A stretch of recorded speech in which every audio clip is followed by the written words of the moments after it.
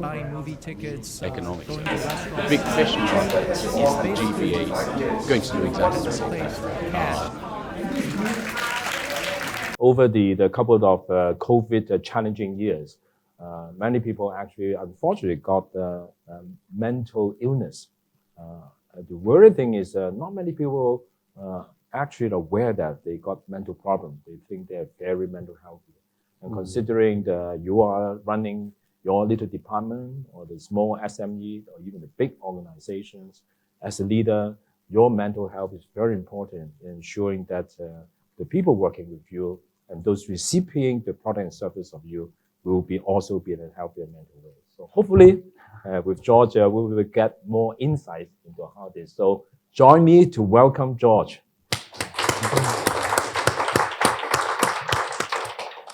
Thank you. Thank you very much for the introduction. So it's my honor to be here. And first of all, I need to apologize. I come from academia. As come from academia, business is not my strength. But I think one thing that I may be good at is people only talk to me when they are not happy. As a psychologist, as a teacher in Buddhist counseling, it's very rare that people will come to you, I'm so happy, I'm so excited, let me share with you. It's usually the other side around. So I think the good thing is that when you have seen enough people that are unhappy, you learn a few tricks about what to do, what to say, or what to not do, what to not say. And today, in the 20 minutes, I hope that I can share some wisdom with you, and which will be hopefully relevant to every human being, especially leaders who have to carry a lot of burden in you. So usually the first thing I do before any class and lecture is to invite some sounds of a singing bowl so that we can all invite ourselves to come back to this moment. If you don't mind, when you hear the sound, just do nothing, which is very difficult for us, right? Just do nothing. Breathe and listen so that we can come back to this moment, a moment of joy and compassion and connectedness.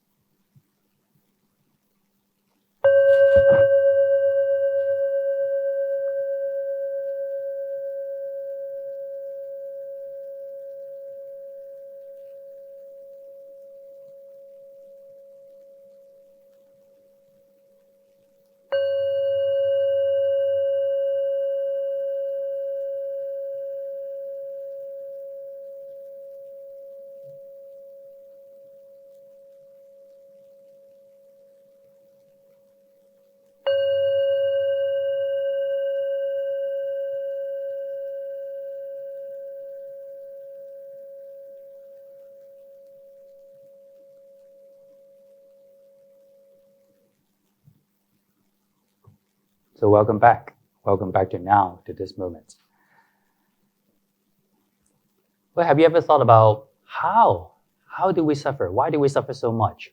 How does a difficult mental disorder like depression, anxiety, or anger or something just arises?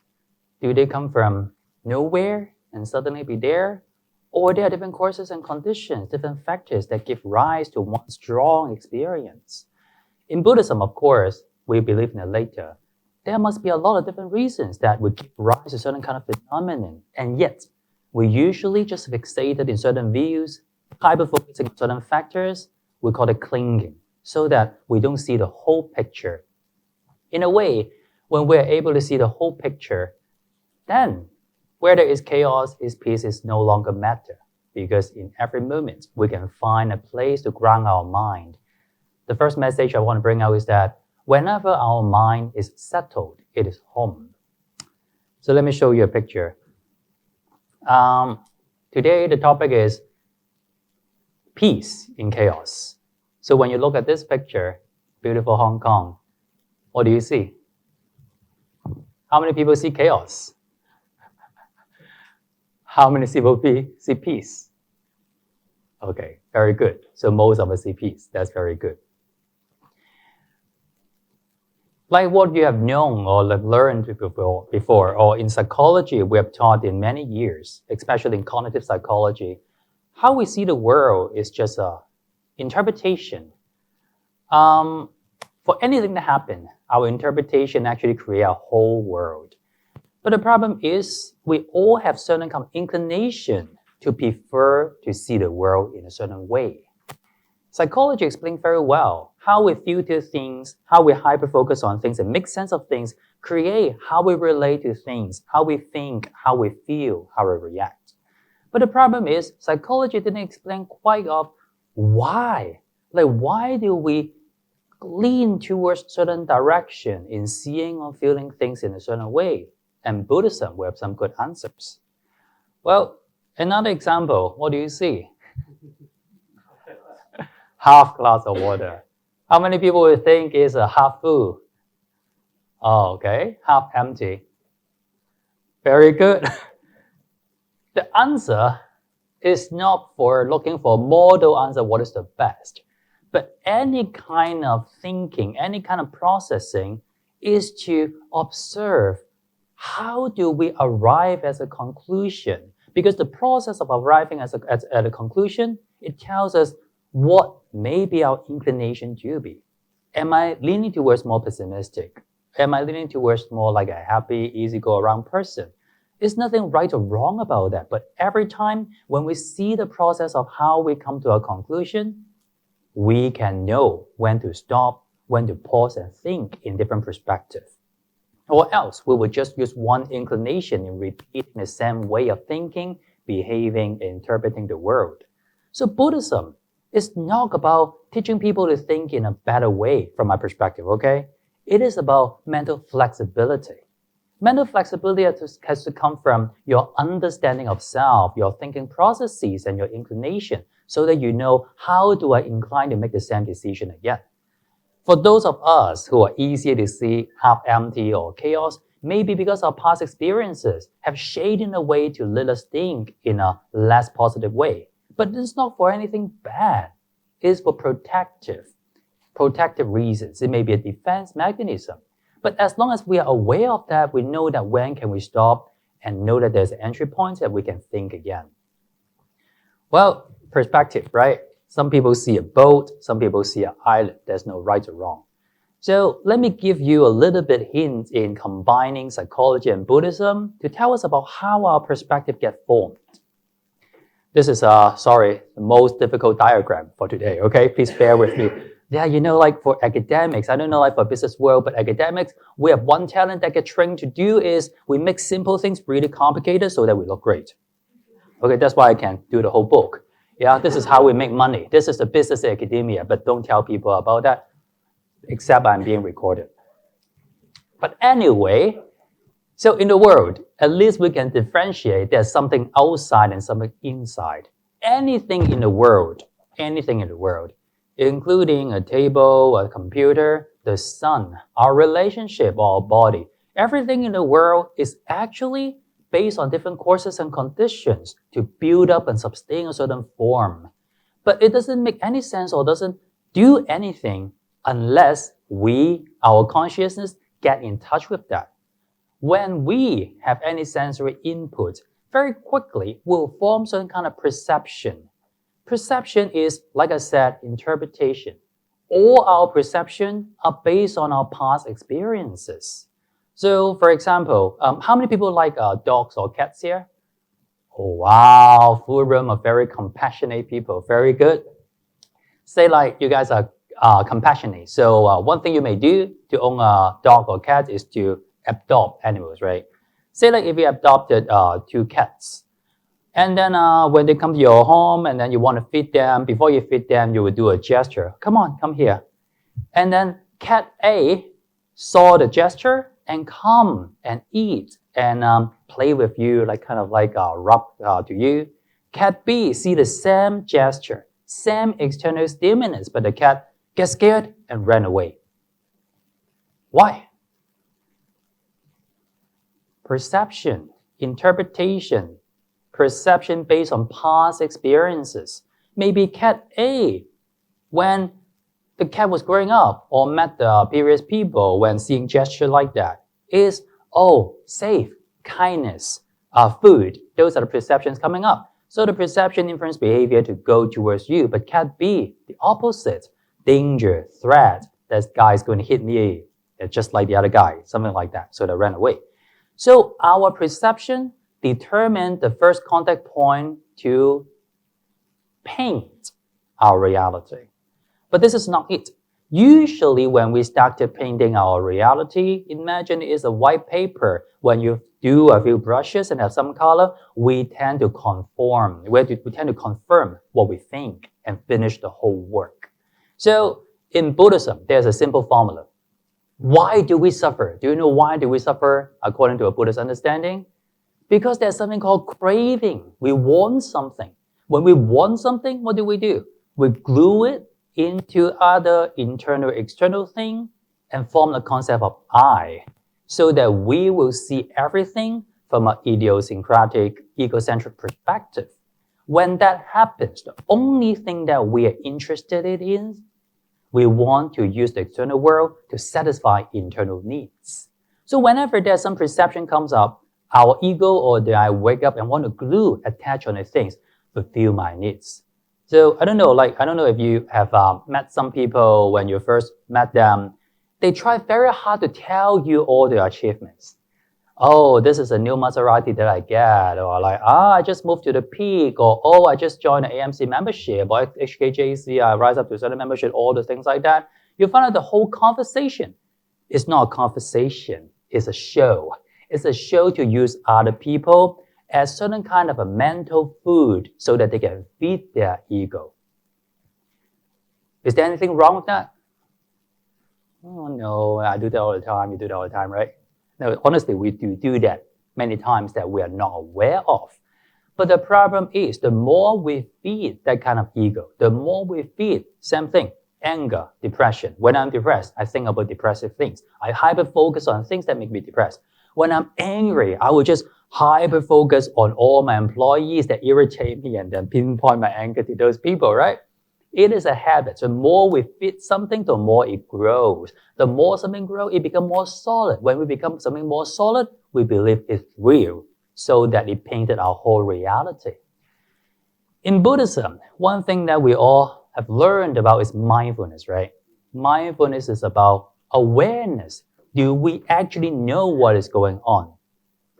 An easy way of mindfulness would be, focus on how we breathe, focus on bodily sensation. But more advanced level of mindfulness will be mindfulness of our mind, to know that when and how and why, when and how and why we are feeding into the ego, the emotions, or anything that actually brings me temporary happiness, but long-term more suffering. When we are aware of that, then this is the first entry points that we can control. We can make a different decision.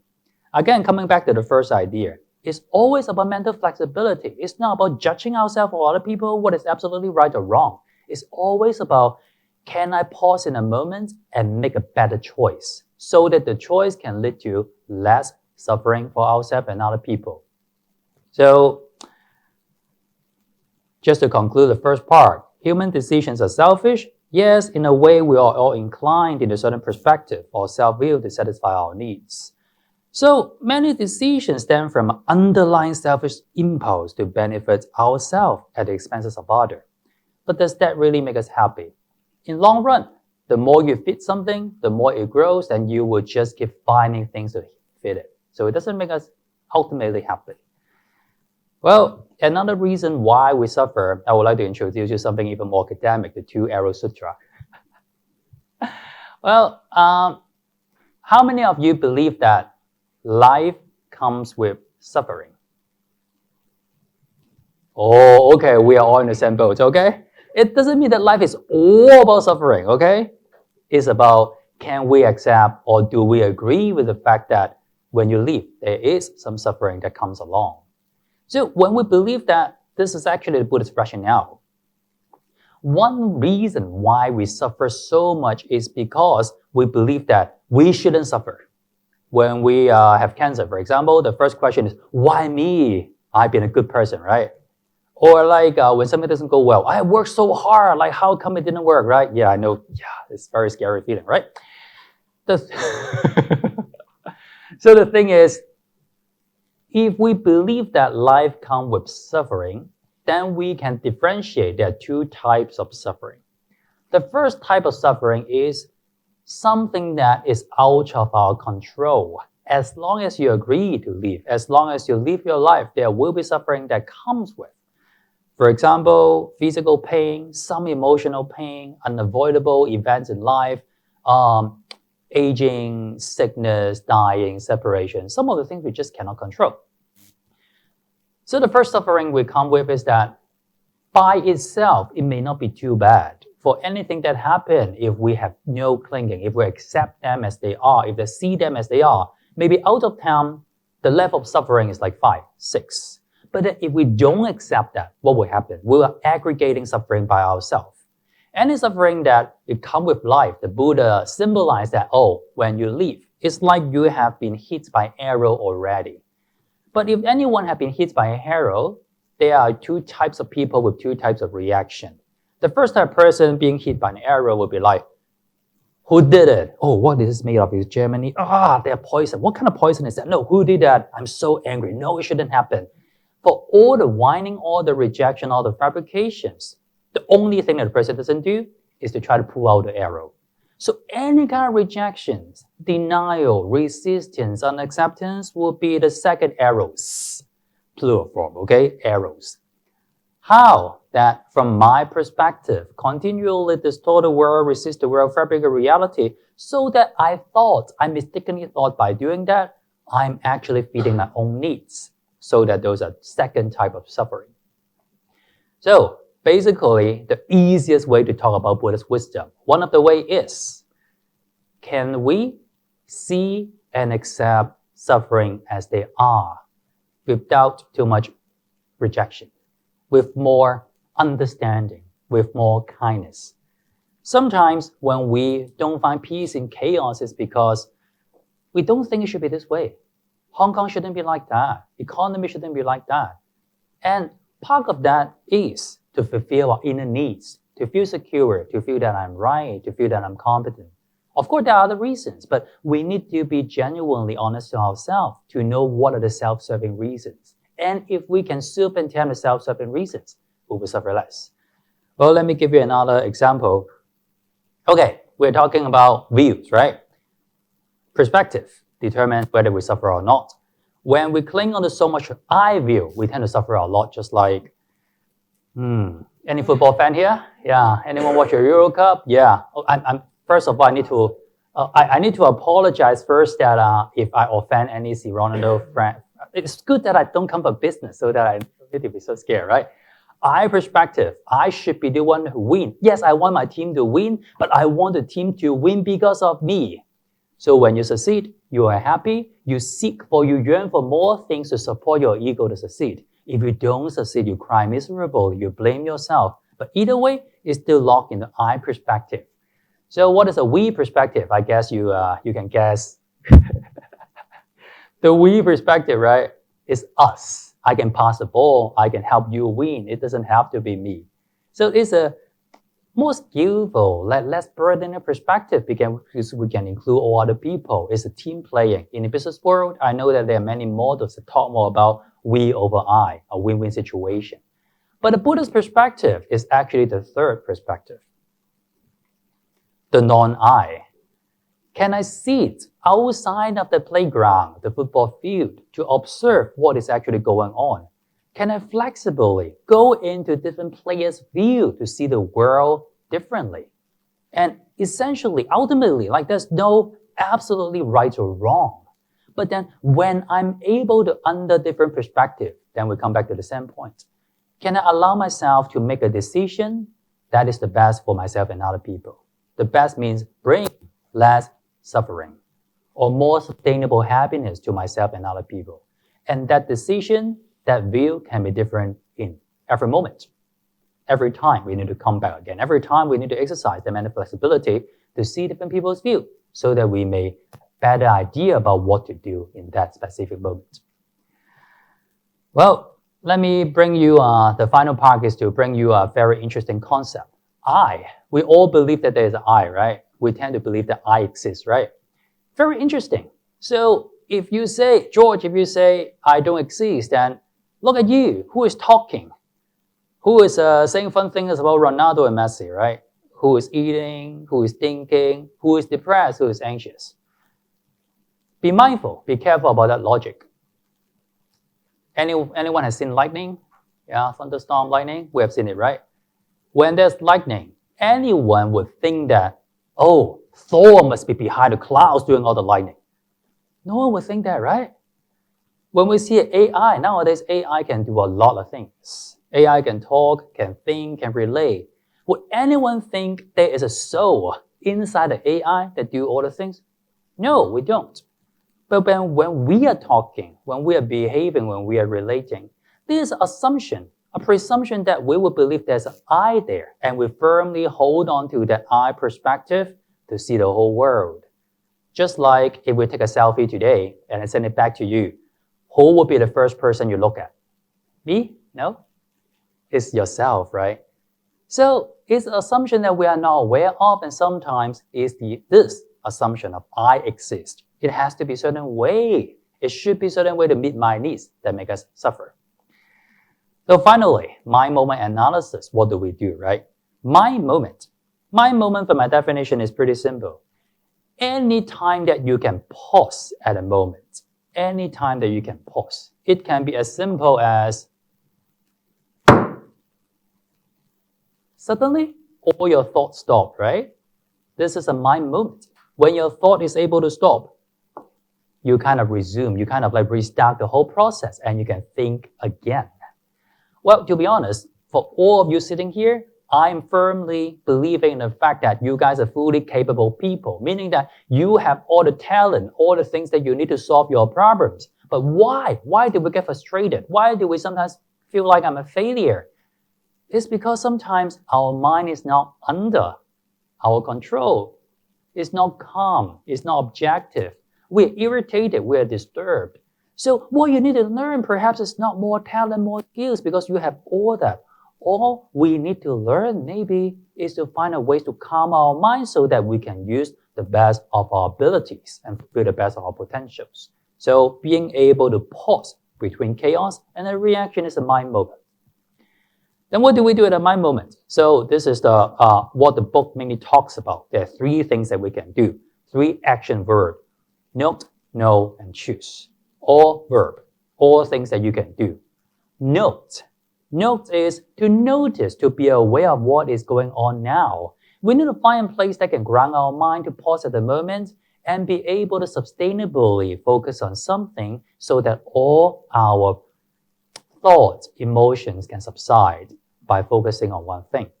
Secondly, know is turn towards like, for all the things that I do, okay, now I can pause and detachedly see what happened to me. Can I be more honest and genuine to myself? For the actions that I made, for the problems that I have, what are my responsibilities? And in the responsibilities, what am I holding on to? What are my innermost wishes and desires to fulfill my own needs? When we see that, when we know that it doesn't bring us a lot of happiness, when we know that this is not the best way to perceive something, then we have entry point to make a new decision. And new decision is complicated because every moment is different. But I believe that we all have an inclination to repeat the same problem again and again. Once you see your own pattern, you see your way out. So first tip for us to no choose model. First thing is, as a Buddhist, as a psychologist, both schools believe that nowadays having certain kind of regular mindfulness practice, certain kind of practice that give you a feeling of tranquility, equanimity, helping you focus in a balanced way, not like hyper-focusing, exhausting way, but balanced way to soothe your mind, soothe your body in the present moment. It is a very important foundation for us to come back to the present moment, think again, see again, and find the best decision. Second trick is when there is a difficult situation. Every difficult situation is an invitation for learning. So when we are able to pause, for example, like, we take a few breaths, and then we can ask ourselves a few questions. What would happen if I accept reality as it is? What if I don't have to be me at this moment? Me means that I don't have to be George. I don't have to do what I want to do. I don't have to be right at this moment. And what decision would bring the least suffering to myself and others? Those are some of the things that if we are able to sit down, to pause from what we do, we can reflect and see whether we can mobilize more of our wisdom to find another decision. Finally, know that there is always a choice. I like this movie very much. It's about Anthony Wong, who has disability and is confined to a wheelchair. And one line is, you cannot choose not to sit on the wheelchair, but you can choose how to sit on it. This is a very important reminder for us to know that behaviorally, if we don't have a choice, our thoughts is still a choice. Whether you want to think in a certain direction, whether you know that thinking, say like badly about a situation, badly about a person will bring you more suffering, you know it will bring you more suffering and you don't want it, so that you stop, is a choice. And then choose, identifying choice point and reflect on the result. For example, this is some examples that I see all the time in my students and my clients. So say like we are all working really hard, and some of us work in a way that we want recognition from other people. When we fail to do that, one thing that I see in people is blame on others because I cannot take enough blame, or else I would feel miserable. But when we do that, we feel irritable, we feel lonely, and we try to act friendly, to be friendly with other people until the next time there's opportunities to feed the I, feed the ego. So, and then the samsara, reincarnation doesn't have to be life or death. A present time reincarnation happen again and again to repeat the same problem. But you'll be like, no, what if we succeed? What if we are able to get a recognition? Then usually it goes to feeding ourselves, and I want more. Feeding. When something is successful, we want more. When it's not successful, we try harder to feed more. So either way, it doesn't bring us ultimate level of happiness. So in the book, it talks about when we're able to pause at certain points, what may be the other choices that we can do. Do we pursue? Do we fight? Or are we able to let be? Even though we cannot change, are we able to let things be they are? And this is an intentional decision. And then higher decision is, can we embrace and accept? Can we have more kindness and compassion? And finally, let go. Remember, let go is not abandoning anything. Let go is to truly understand and accept the situation. And I let go of my part of egoistic clinging so that I don't make myself suffer. I see and accept things as they are. Well, finally, if it was too complicated, if there's something that you forgot, I just hope that you can remember one thing, okay? All you need is kindness. Kindness is always a choice. I want you to remember kindness is always a choice. When I work with people who are extremely talented like you guys, one thing that happens sometimes is that people are not kind to themselves. They can be kind to their close one, to family, but we forget that we need to receive kindness too. Kindness is also a way to calm our mind in chaotic moments. Because time is chaotic, it's necessary to be kind. And kindness resonates with ourselves and other people so that we can work together to make the world a better place. So this is my presentation. And I want to thank you so much for your attention. And hopefully all of us can be kind and find an inner peace in any chaotic times. Thank you.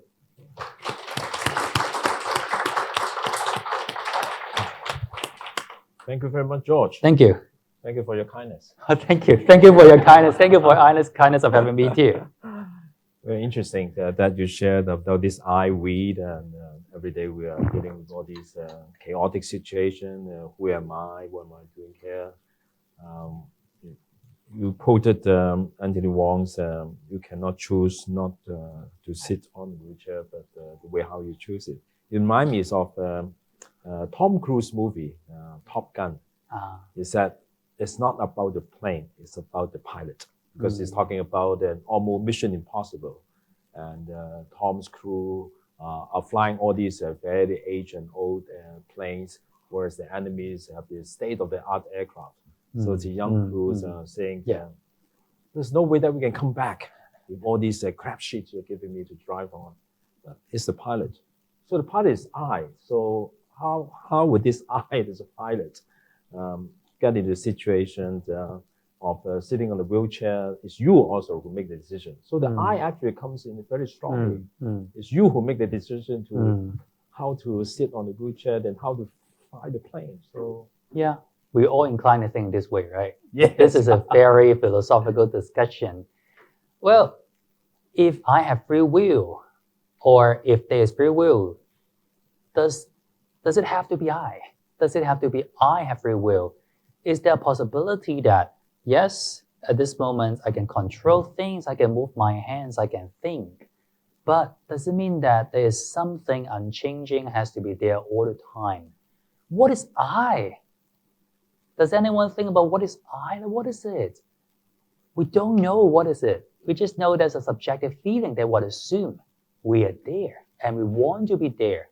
But the I 10 years ago, the I 20 years ago, the I when I was born, the I when I die, are all very different. And in fact, at 1 p.m. when we arrive, and now like 1:30, the I is also different. Different sensations, different points, different things that actually contribute our experience at this moment. Only because we want ourselves to exist, so we link things together and want to firmly believe that this is I to fit our needs.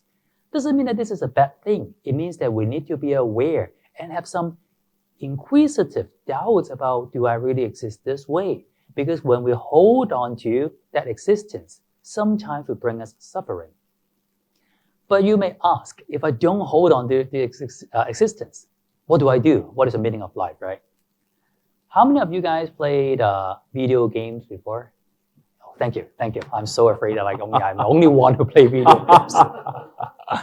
We all know that video games are fabrications, right? Configurations. They are not in the real world.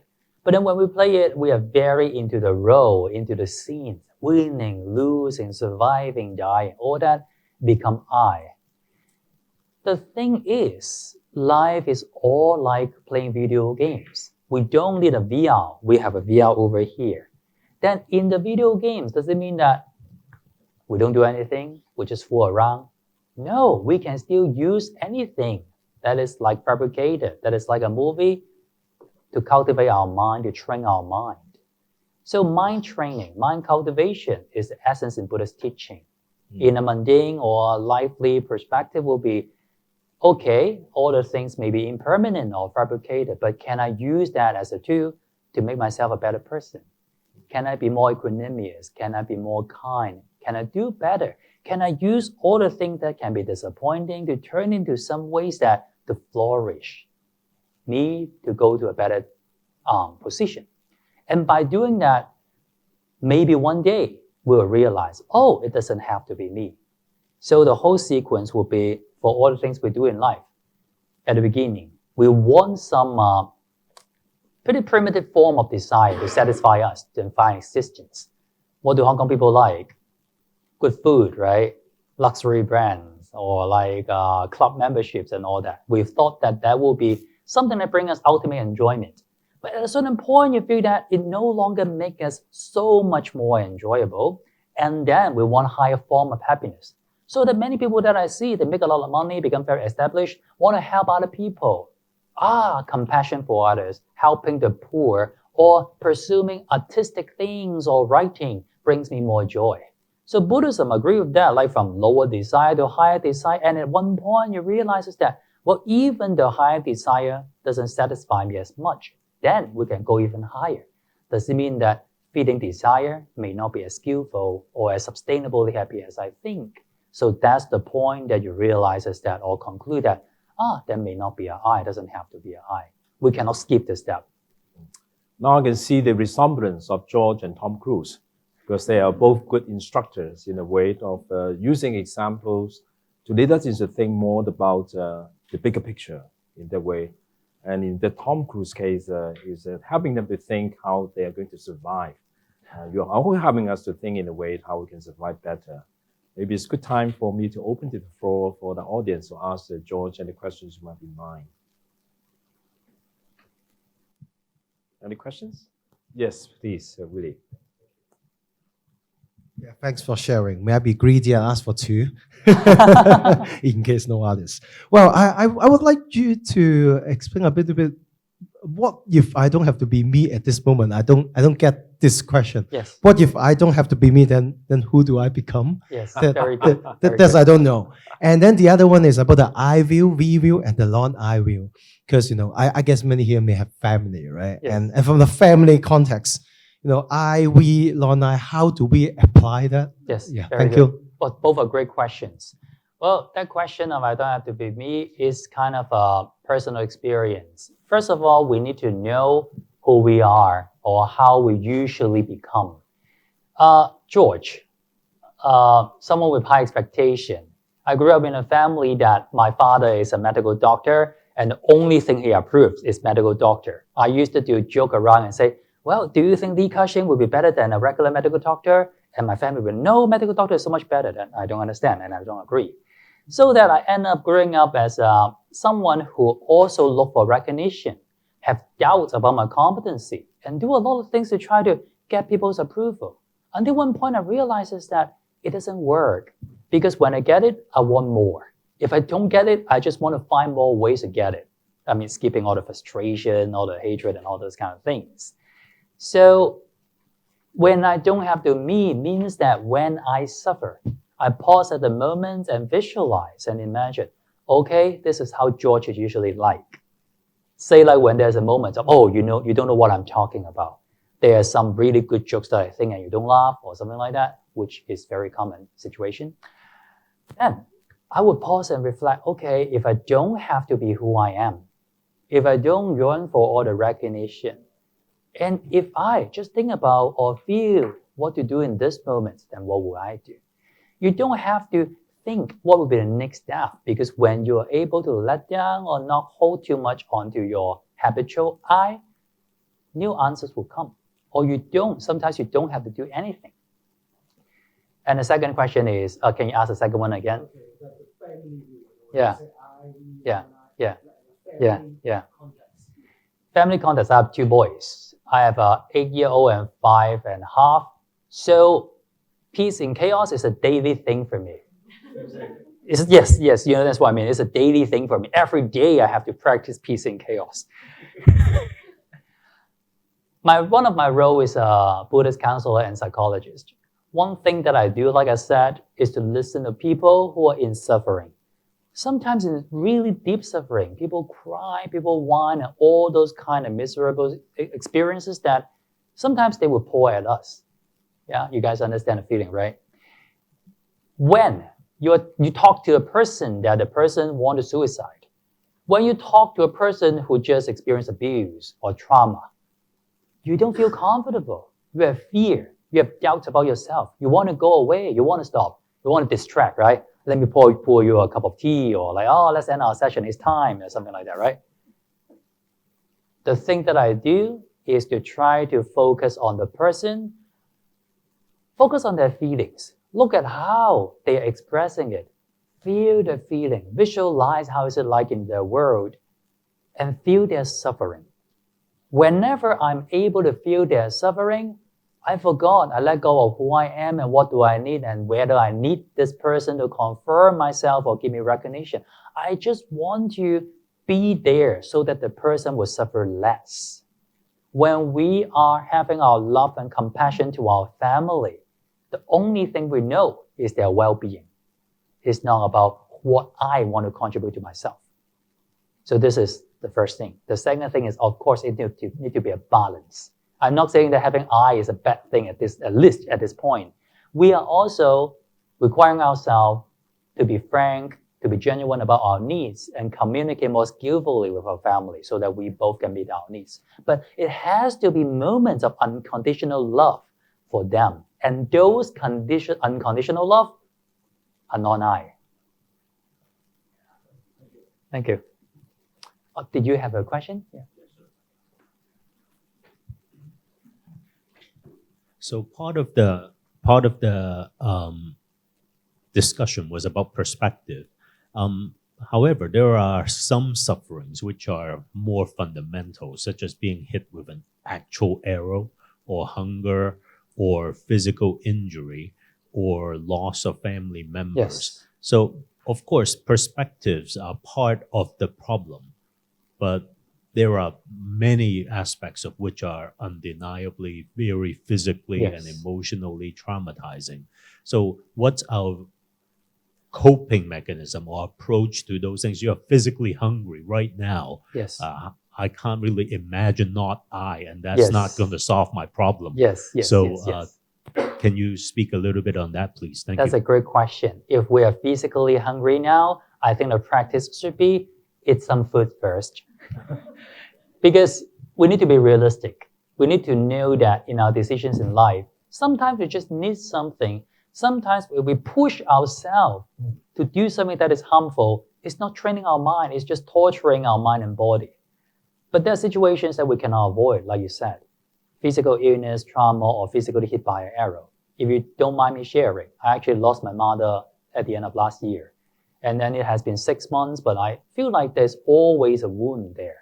So in the whole process, combined with what I see in other people, I know it sounds very simple, but then kindness is actually the best remedy for any loss and trauma. Of course, it's just part of it. For any kind of loss that we have and we will have, the first thing is to accept the fact that we will be sad. We will have irritation or anger. We will have different forms of traumatic emotions that make us disturbed. And it is okay. Kindness comes with acceptance, embracement of how we are and who we are.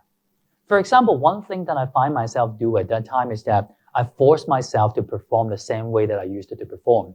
Especially, there are many students and clients that they are very kind and understanding, but when you are on the role of a lecturer or on a chair as a psychologist, they don't think about you, they think about themselves mainly. I'm sorry, I'm not talking about you guys, okay? Just someone outside of here. So one part is to know our limitation, to accept that. But the perspective comes with, can I know what kind of view that I've been holding on to make me suffer more? Just like me, I'm holding too much on to, I need to perform the same way. I shouldn't be like that. If I'm in this role, I should know exactly what to do so I don't feel so sad. Kindness is opening our heart to also accept the kindness from other people. With other friends, colleagues, and many students, many friends that bit by bit, I recover more. But recovery doesn't mean that it's taking away the wound in my heart. The wound is always there, but I grow bigger so that it doesn't hurt as much. So this is just my own experience. Thank you. Yes, the gentleman over there first. Sorry. Hello. I think the slide that had 5 lines on, I think it's 2 back. If you could just go back to that slide and provide us a little bit more explanation. It seems like the top 2, that one. The top 2 are different from the bottom 3. Yes. And I'd just like you just to develop that a little bit more. Sure. Thank you. Yes. Well, a little bit philosophical, please bear with me. In Buddhism, we call something called 3 poisons, 3 ways that our mind can be very disturbing to ourselves, which is greed, hatred, and delusion. Greed means that we mistakenly thought that we need to get something to make ourselves happy. So that will be a pursuit. We try to get something, we try to change something so that it meets our inner needs. And second, hatred or aversion is we resist what is going on. We don't like something, we want to change it so that we can protect certain kind of integrity of our heart, of our mind. But both of them, greed and hatred, they come from the assumption that I'm not satisfied. I want more things, or I want to resist things so that I can be happy. So the underlying assumption is that if in any situation we can be reasonably happy, we can be more sensitive to anything that make us happy, we wouldn't have too much strong force of getting things or resisting things. Doesn't mean that we don't want to change things. Doesn't mean that we can be better. But then we don't use all the energy to mistakenly thought that I'm not happy and I need something else to be happy. So that those 2 are less skillful, meaning they're more costly and may not bring you a lot of happiness. And starting from the 3rd one, let be, is that I try not to resist, I try not grasping onto things. and allowing things to be there so that I'm resting. I'm seeing more carefully before I change anything. And I think many times when I see my patients and students, most of the time when people suffering coming to me, they would tell me a lot of ways that they try to change their suffering, resist it, not feel it. And usually the more we do it, the more we are running away from the core problem in our heart. So usually one of the things that I do is to help them, guide them, be with them to turn towards what is it that made me suffer? What is the intrapsychic, idiosyncratic part that I'm holding on to? I have resentment. What I don't want is that actually become the other arrows that stab myself. We start with letting be. We start with not running away from things that make us suffer, not trying to control, not trying to conquer, but being there. And then when being there, when we feel our own suffering, when we understand more of ourselves, one thing that we need to learn to do or mobilize some deeper compassion is to accept it, is to be kind. Acceptance is not just, oh, it's the way it is, but that kind of like, I don't know, in your life, you guys are all successful, being there. I would bet there must be someone who loves you, that allow you, support you to be successful, right? And when we think about those people who unconditionally love us, think about their warmth, their compassion, their understanding, that will allow us to use the energy to treat ourselves nicer, more kind, more accepting. And then after we can resolve that part, we don't overblame ourselves or resist the reality. The last thing is, can we let go of certain desire that's not helpful? Can we let go of certain way of clinging? It doesn't mean we're abandoning everything. But then say like the moment that I give will, right? This gentleman is that I let go of my desire to get recognition from other people. And I can still do how I feel would be the best for myself and other people at that moment. So those are the 5 choices that I list out. Thank you. Janet? Thank you very much. Can you come back on the concept of equanimity, please? And how can we apply that in the business environment? I think this is a very important concept. When we talk about mindfulness, it's generally just non-judgmentally, intentionally focused on something, right? It isn't really exactly to the business world. But equanimity is a much higher form of mindfulness. When we try to be mindful, sometimes we mistakenly think that we hyper-focus on something, and then we are concentrated.